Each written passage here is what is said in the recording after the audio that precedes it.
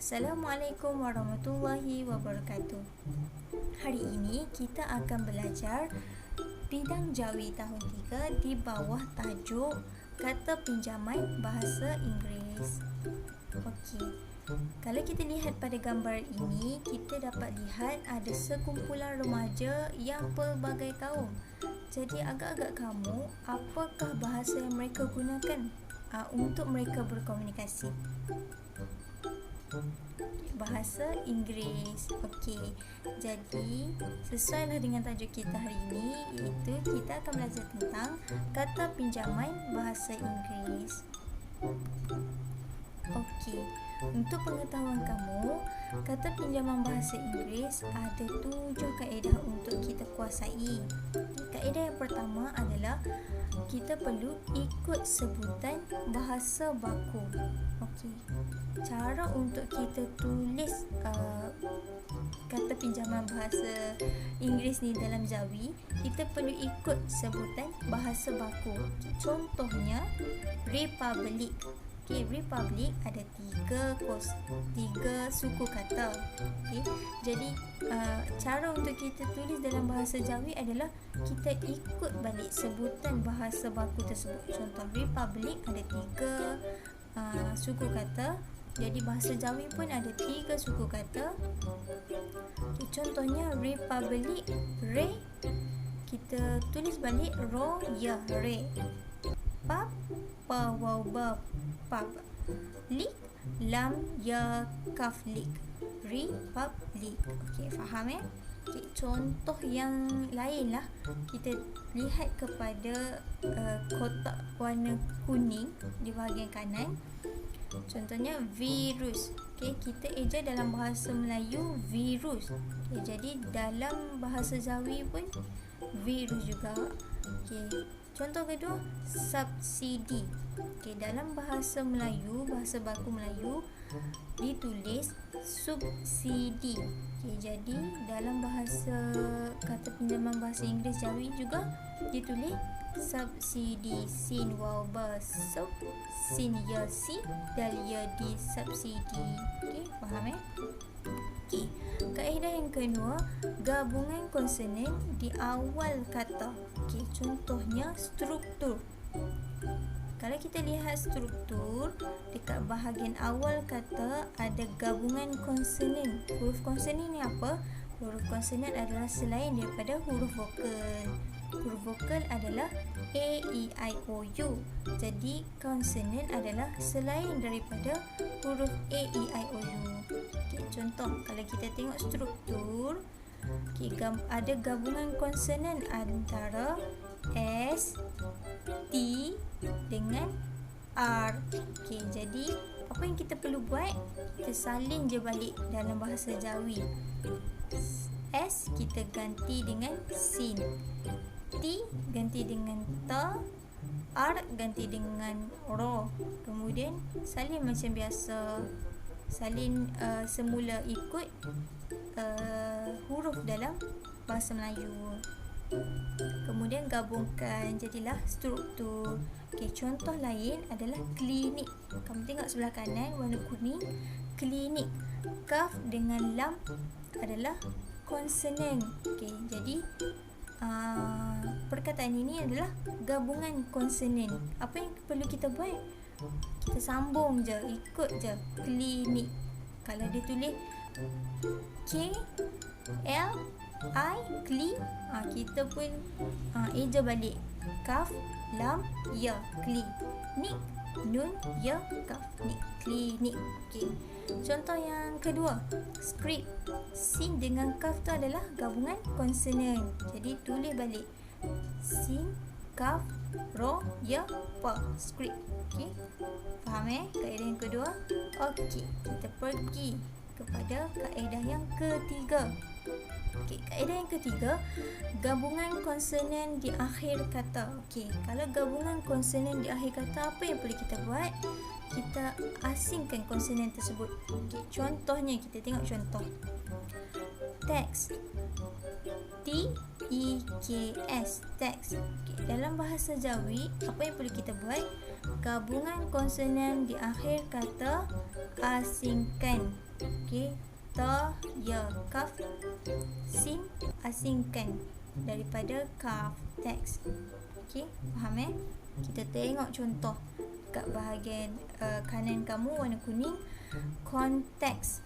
Okay, konteks eja macam biasa, kaf, waw, nun, kon, ta, ya, kaf, sin, teks. Tapi apa yang perlu kita buat kalau gabungan konsonan di akhir, kita perlu asingkan. Okey, contoh yang kedua, gof. Ga, waw, lam, fa, gof. Tapi disebabkan di akhir kata kata perkataan ini adalah gabungan dua konsonan lam dan fa, maka kita perlu asingkan. Okey, faham Okey, kita pergi kepada kaedah yang seterusnya. Kaedah yang seterusnya ialah sebutan bahasa Eropah. Okey, apa yang perlu kita buat?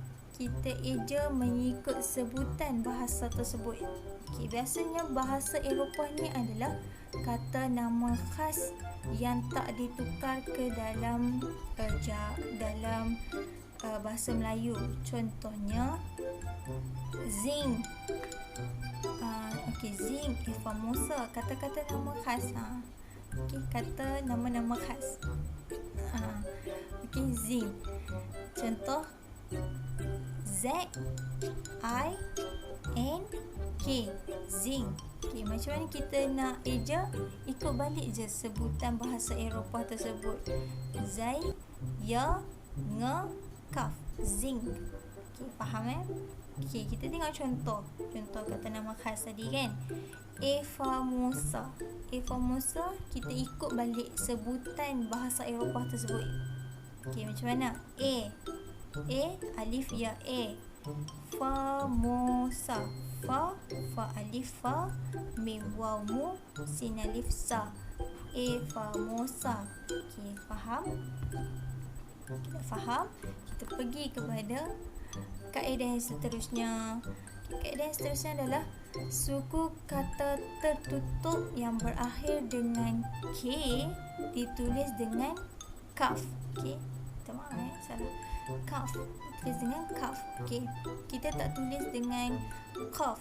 Okey, sebab huruf K dia bersamaan dengan huruf kaf dan qaf. Tapi untuk suku kata tertutup bahasa Inggeris yang berakhir dengan huruf K, kita tulis dengan huruf kaf.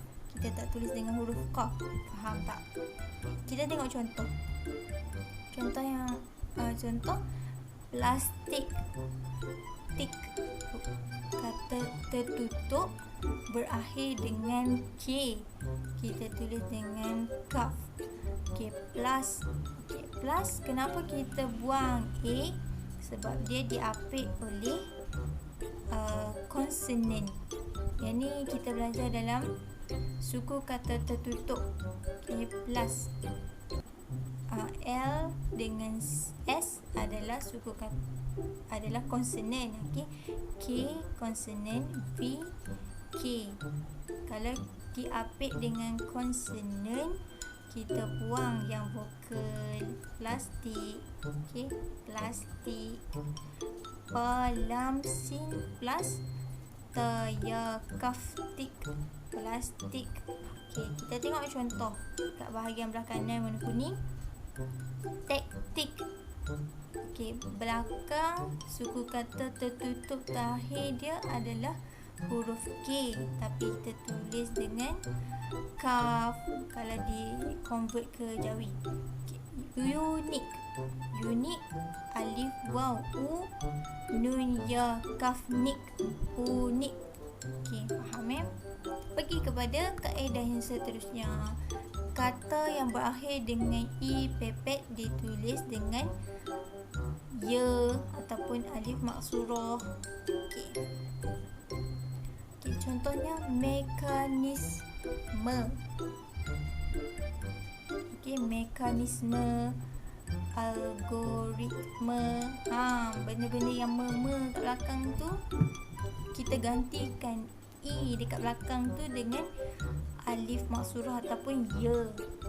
Ya tak ada titik orang panggil. Contoh yang ni ya. Me, mim ya, me. Ka, alif ka. Nis, nun ya sin, nis. Mim, mi, pepet. Mim, ya, me, mekanisme. Okey, faham okey. Seterusnya huruf G daripada kata pinjaman bahasa Inggeris dipadankan dengan huruf G. Okey, kalau tadi K, ini G. Okay, tragedi. G ni kita tukar dengan huruf G. Kita tak ganti dengan huruf J. Walaupun kita tak ganti dengan huruf jim. Okey, contoh tra, ta, ro, alif. Tra. Je, ge, ya, ge. Di, dal, ya, di. Tragedi. Okey, kita tengok contoh agenda. Agenda kita ganti dengan ke. Okey, faham. Itu sahaja pembelajaran kita pada hari ini. Untuk latihan kamu, Ustazah akan beri lembaran kerja di dalam Telegram. Terima kasih. Assalamualaikum.